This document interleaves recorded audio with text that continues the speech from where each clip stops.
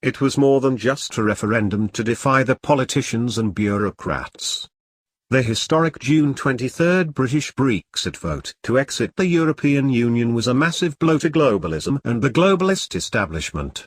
Perhaps unprecedented in contemporary history, the vote heard round the world, so to speak. The vote was not simply a repudiation of the increasingly totalitarian EU, but of the entire internationalist agenda to crush national sovereignty and replace it with unaccountable transnational governance beyond the reach of citizens. And the reverberations have inspired people around the world, especially in the United States and across Europe, to fight for their national independence and their right to self-government. Now, Europeans and Americans are hoping to seize on the momentum created by Brexit to push various other exits, including an Amexit from the United Nations and national secession from the EU superstate by various formerly independent peoples of Europe. Some analysts are even forecasting a domino effect: Frexit, Swexit, Nexit, Auxit, Grexit, and so on. In this article, we will take a look primarily and specifically at the push for an Amexit from the UN. Who is pushing it? Is it a good idea? If so, why? What can Americans do to make it happen? In fact, before the phrases Brexit and Amexit even became known, an Amexit bill was introduced in Congress to end membership of the United States in the United Nations. Known as the American Sovereignty Restoration Act, or H.R. 1205, the bill would also evict the UN from U.S. soil. Now it just needs to be passed. The primary reason for withdrawing from the UN is the same as the chief reason for the Brexit: restoring national sovereignty. The EU now rules the formerly independent peoples of Europe practically without restraint. The UN has not gotten quite that bad yet, of course. But if the peoples of the world, and especially the American people, do not stop it, that is exactly where the agenda is going. In our July 4th cover story, we showed how the UN was increasingly threatening US independence with its demands for global interdependence and governance. In fact, in many ways, the UN is already behaving as if it were a global government. It has its own police, peace armies, courts, education plans, health schemes, and more. And it is only getting more extreme by the minute. From positioning itself to become what UN Chief Ban Ki-moon called the Parliament of Humanity, to trying to subject every person on the planet to the UN Agenda 2030 Declaration of Interdependence, the UN and the establishment behind it have boundless ambitions for centralizing coercive power. If left unchecked, the internationalists literally intend to rule the world through outfits such as the UN. With an Amexit, though, the American people can deal a devastating blow to that agenda, preserving the hard-won principles of self-government, individual liberty, limited government, Judeo-Christian morality, and national independence for future generations of Americans to enjoy. And the ball is already rolling.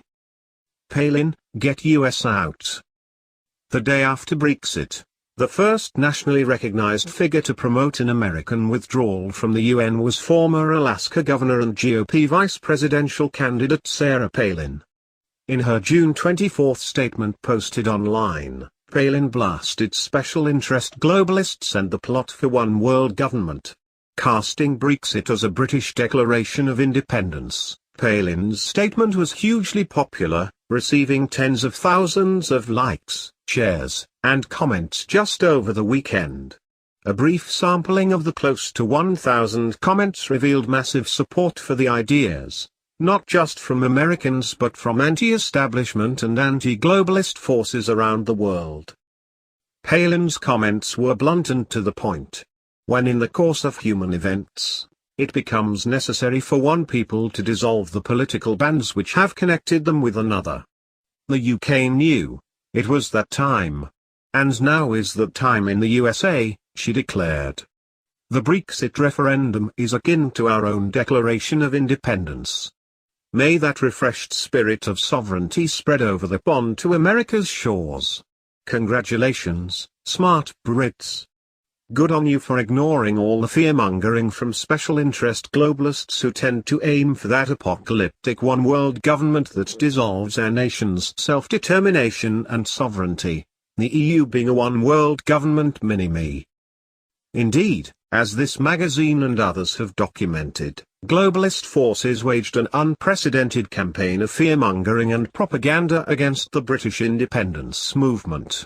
From claiming it could spark another world war to threatening people's jobs and pensions, the top echelons of the establishment shrieked hysterically for months about the doom and gloom that would surely follow a Brexit. But the British did it anyway. Now, according to Palin, it is time for Americans to do the same. America can learn an encouraging lesson from this, continued the former governor. It is time to dissolve political bands that connect us to agendas not in our best interest. May UN shackles be next on the chopping block. Representative Thomas Massie pushes Amexit. The day after Palin's post, popular Republican Congressman Thomas Massie of Kentucky, a leading constitutionalist, pointed to his support for the American Sovereignty Restoration Act and asked if it is now time for Amexit. Yes, he says. I'm a co-sponsor of H.R. 1205 to get the US out of the UN. Brexit. When asked in a comment why it would be a good idea, the congressman responded, in one word, sovereignty. As a member of the UN, we bind our citizens to decisions made by undemocratic countries, when in fact our constitution should be the supreme law, he explained, garnering massive support from readers. His note sparked headlines across America, in addition to being shared thousands of times by supporters on social media. On his campaign website, thomasmassie.com, the congressman has also been circulating a petition to support an Amexit from the UN. United Nations membership includes third world dictators, and as a member of the UN, we bind our citizens to decisions made by undemocratic countries, states the petition. Our constitution should always be the supreme law of the land. The United Nations also costs our country billions of dollars, and I believe we should bring those tax dollars back to America.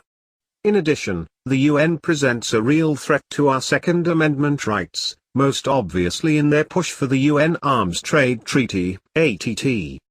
This treaty encourages members to set up national record-keeping requirements for those with firearms and pushes members to share these lists with other member countries.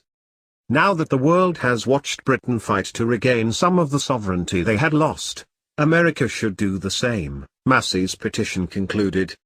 It is time to remove ourselves from the United Nations and once again hold the Constitution as the highest law in America. Massie has also provided an eloquent defense of an Amexit and explanation of the bill on the radio. In a radio interview with South Carolina-based host Vince Coakley, Massie began by noting that the bill to get the United States out of the UN was not a response to Brexit, as the latest iteration of the legislation was actually introduced in Congress last year. The measure was first introduced in Congress in 1997 by then-Congressman Ron Paul, the Texas Republican who for decades was America's leading constitutionalist in Congress. It has had as many as 50-plus co-sponsors in the past, Massie said. But while the bill may not be new, now is a good time to move it forward, Massie explained. Hopefully all the attention given to the Brexit will help us raise the profile of this bill, which we are calling Amexit. In the past, the United States has withheld funding to the United Nations. Now, they eventually paid it back, but by withholding funding, they were able to negotiate a lower fee to be a member, he said. When it did come to a vote, we came just 70 votes short of cutting funding for the United Nations, and 70 votes is not a lot. You know, you flip 35 votes and it's passed, out of 435. I think there will be more attention paid to it as time goes on. I think we're going to pick up momentum. This was trending yesterday on Facebook, this issue.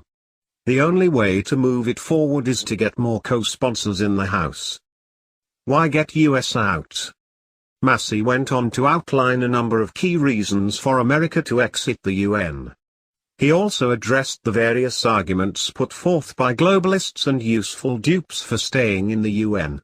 Who would be crazy enough to stay in the United Nations and pay the majority of their funding while it's attended by third world dictators who are writing rules and regulations that are supposed to bind our country? That's what I want to ask, the popular congressman said. The host agreed, saying it was an excellent question. On being asked why America should withdraw from the UN, Massey pointed out that over half of the UN's member governments were unfree, pointing specifically to North Korea, Syria, Iraq, Yemen, Cuba, and Venezuela, among many others. Stalin was a founding member of the United Nations, Massey added. The liberty-minded Kentucky congressman went on, people talk about we need to stay on it because we've got this special position.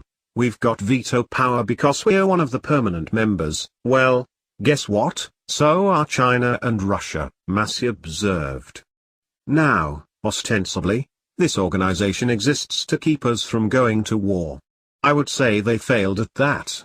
If anything, it's nuclear weapons and the desire not to blow ourselves up that's kept us from going to war. Yet we keep getting in all these small wars around the globe. Indeed, UN resolutions have been cited on numerous occasions by US presidents to justify unconstitutional, undeclared wars. The most recent and obvious example, of course, was Obama's illegal war on Libya, which had non-establishment members of both parties in Congress calling for impeachment, the result of that war, tragedy and terror that defy belief. Another UN selling point is what the UN disingenuously terms human rights, which, as this magazine and others have documented extensively, means something very different to the UN than what America's founders intended with the Bill of Rights protecting Americans' pre-existing God-given rights. Look at the membership of this organization, said Massey.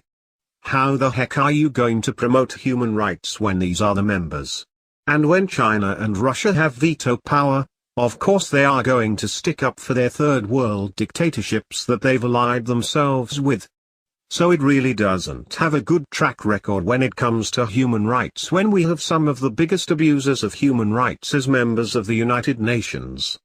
Indeed, UN military and police forces around the world are facing a tsunami of scandals over atrocities.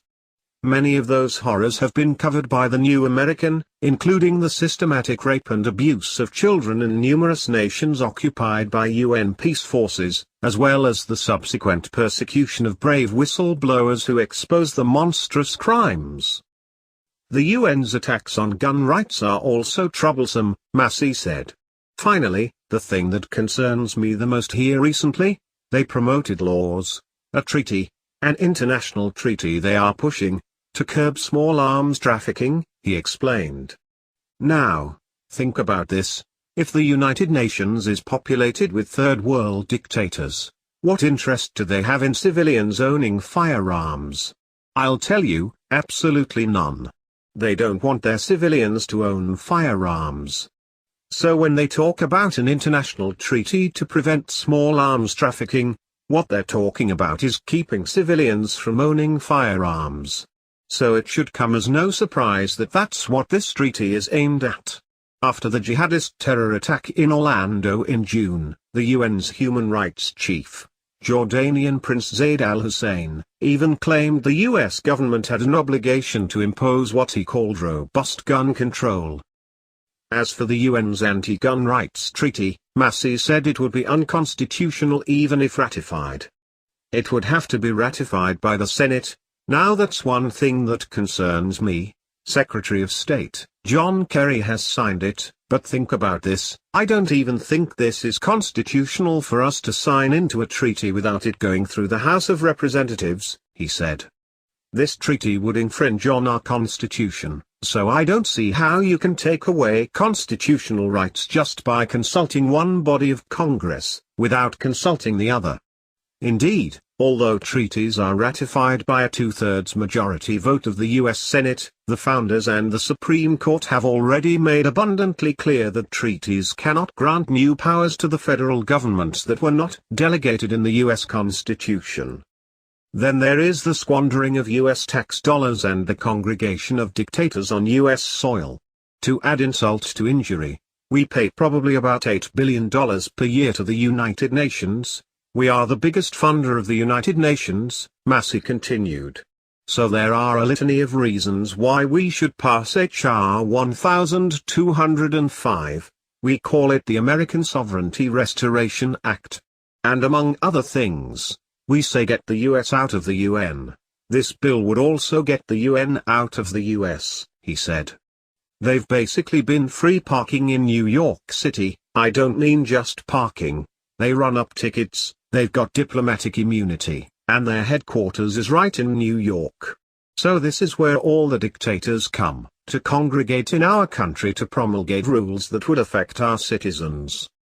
As an example of US sovereignty being eroded, Massey pointed to a recent ruling by the World Trade Organization purporting to override the US Congress on its country of origin labels for meat. Indeed, the WTO decree provides a clear and irrefutable example of how international organizations are increasingly usurping Americans' right to govern themselves under the Constitution. UN bosses and experts now regularly lecture and harangue Americans on alleged requirements under what the UN calls international law. Just this year, a group of self-styled UN experts even demanded that the United States ratify a treaty, the UN Convention on the Elimination of All Forms of Discrimination Against Women, and amend the US Constitution to conform with the treaty, which the Senate has thus far refused to ratify. As just one example among many, in blatant disregard for the Constitution's protections of free speech, the UN has been agitating increasingly loudly for the criminalization of certain forms of speech. And the attacks are only getting more blatant and extreme. Coakley, the host, urged all listeners to call Congress and ask their representatives to advance the legislation. Massey agreed, saying, "Absolutely, that's how we move this bill forward." He also suggested that, if Speaker Paul Ryan would allow separate funding bills, lawmakers could offer an amendment to cut off funds for the UN to the legislation funding the U.S. State Department. Even if a member of the House or Senate does not support this bill, the question, I think, that deserves a debate, is how much should the United States pay the United Nations? Right now it's on the order of $8 billion, and we're just one of 193 members, yet we are paying over a fifth of the bill. So even if you don't want to withdraw completely, how much is it worth and how much should we keep paying for dismal results? Others join in. Another co-sponsor of the legislation, Representative Tim Huelskamp, Arkan, also took to Twitter calling for a U.S. withdrawal from the UN. Why are we giving any money and sovereignty to the UN? #America #Amexit, he wrote on the social media service on July 12 above a news report about UN-sponsored textbooks promoting jihad against Israel. In the U.S. Senate, pro-sovereignty sentiment is also growing.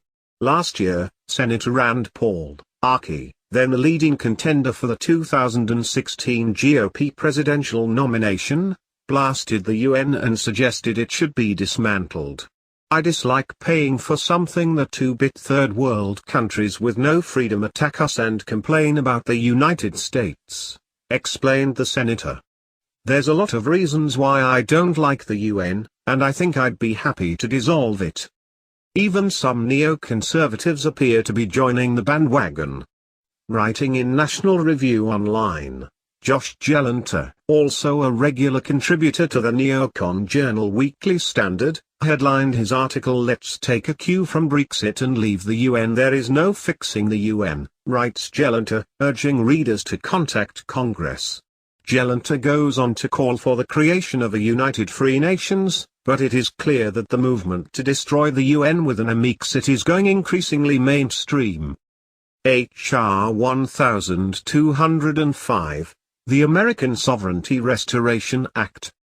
The key tool for an Amexit is the American Sovereignty Restoration Act, introduced last year by Congressman Mike Rogers, Republican Alabama, and in many other previous Congresses. If approved, The legislation would repeal the UN Participation Act of 1945 and shutter the US government's mission to the outfit. It would also terminate all membership by the United States in the United Nations, and in any organ, specialized agency, commission, or other formally affiliated body of the United Nations. That specifically includes UNESCO, which President Ronald Reagan withdrew from, along with the World Health Organization, the UN Environment Programme, UNEP, and more. It would end all U.S. involvement in all UN conventions and agreements, too. The proposed law, introduced in numerous legislative sessions of Congress in recent decades, would also end all funding to the UN and all of its agencies, with estimated savings to taxpayers reaching into the billions per year. The legislation also aims to end all U.S. military involvement in UN military peacekeeping schemes and ban U.S. troops from serving under UN command. Finally, the bill would evict the UN and its dictator and spy-infested headquarters from U.S. soil. It would also ban any use of American government facilities by the global outfit, while stripping UN bureaucrats and dignitaries of diplomatic immunity. Citing wasted tax dollars and attacks on the constitutionally guaranteed liberties of the American people, Rogers declared that enough was enough.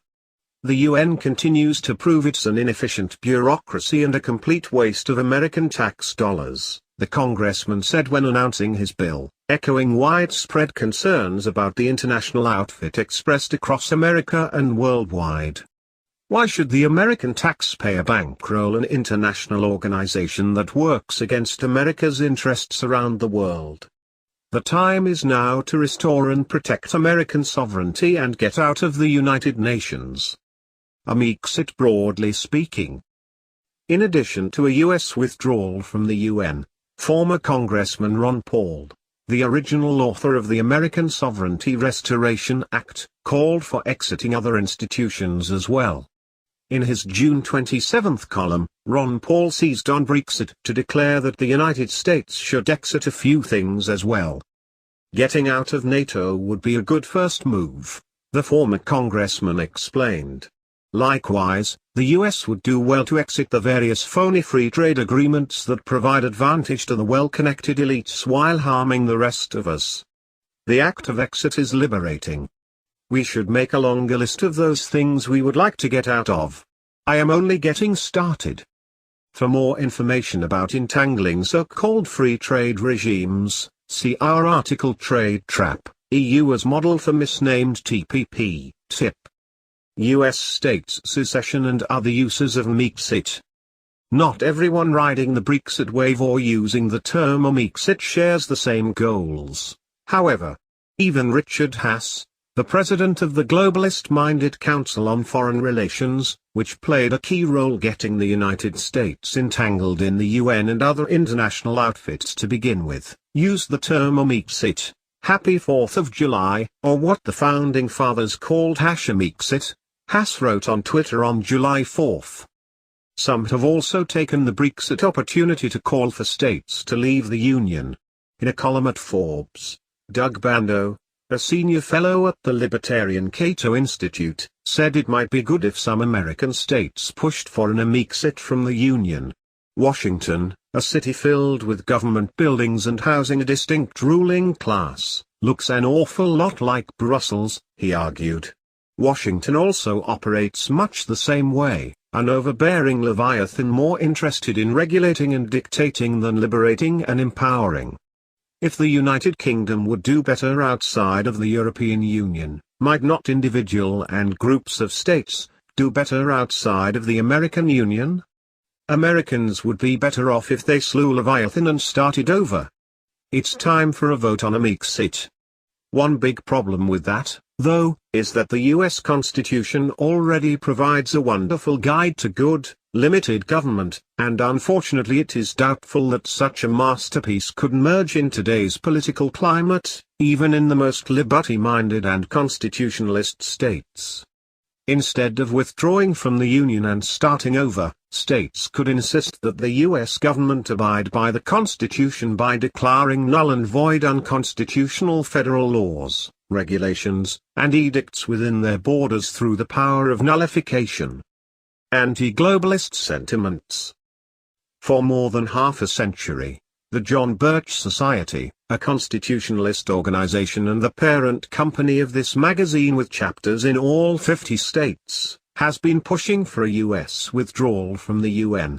The organization also advocates withdrawing from pseudo-free trade deals such as NAFTA, similar to those used to trick Europeans into surrendering their independence to the EU. After the Brexit, JBS CEO Art Thompson said Americans should get active in pushing for an Amexit from globalist institutions that compromise the independence, liberties, and self-government of the American people.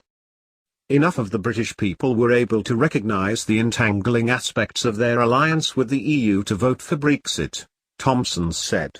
Americans promoting Amexit likewise understand the problems with entangling alliances. Washington and Jefferson warned us against such alliances. It is time we heed their words or we will lose our independence, not just control over our own economy.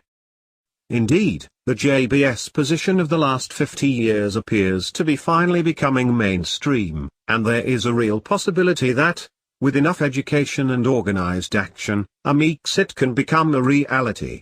Even GOP presidential candidate Donald Trump has indicated hostility toward globalism and globalist institutions generally. After Brexit, for example, Trump showed up in the United Kingdom to tout national sovereignty and slam the globalist establishment. Separately, in addition to slamming the UN as a political game and NATO as very obsolete, he has also called for cancelling the UN climate regime. The American public generally shares those anti-UN sentiments, with the 2014 Gallup poll showing that a staggering 57% of Americans believed the UN was doing a bad job, versus 37% who thought it was doing a good job. More than two-thirds of Republicans were upset with the UN, and independents were also overwhelmingly opposed. But even among Democrats, half thought the UN was doing a bad job. The New Americans Online article about the latest legislation to get the United States out of the UN, published on June 12 of 2015, has become extraordinarily popular, garnering more than 217,000 Facebook likes as of July 2016. Despite ever-growing support in Congress for restoring U.S. sovereignty by withdrawing from the UN over the years, the legislation still faces an uphill battle. It is currently sitting in the House Foreign Affairs Committee chaired by Representative Edward Ed Royce, Republican California, who will play a key role in deciding whether it will receive a fair hearing and move on to the full House for a vote by the American people's elected representatives. Americans who support U.S. sovereignty and the U.S. Constitution should urge their representatives to take action as quickly as possible. For now, it is true that Obama would veto any bill to crush the UN. As efforts to fully restore U.S. sovereignty proceed, though, the Republican Congress should completely defund the UN as a stopgap measure.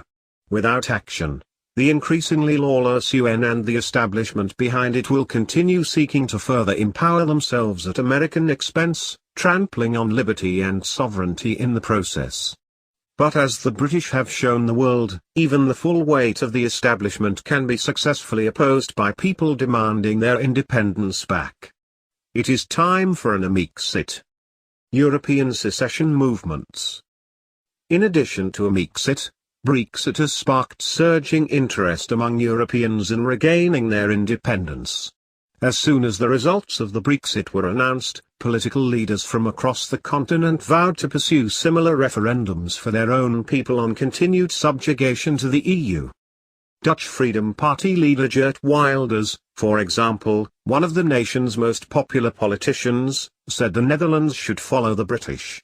I congratulate the British people for beating the political elite in both London and Brussels, and I think we can do the same, he said. We should have a referendum about an exit, Netherlands exit, as soon as possible. There is no future anymore, for the EU. French political leaders echo those comments, with Marine Le Pen, whose National Front party is currently at the top in polls for next year's presidential election, said France should have a Frexit as soon as possible.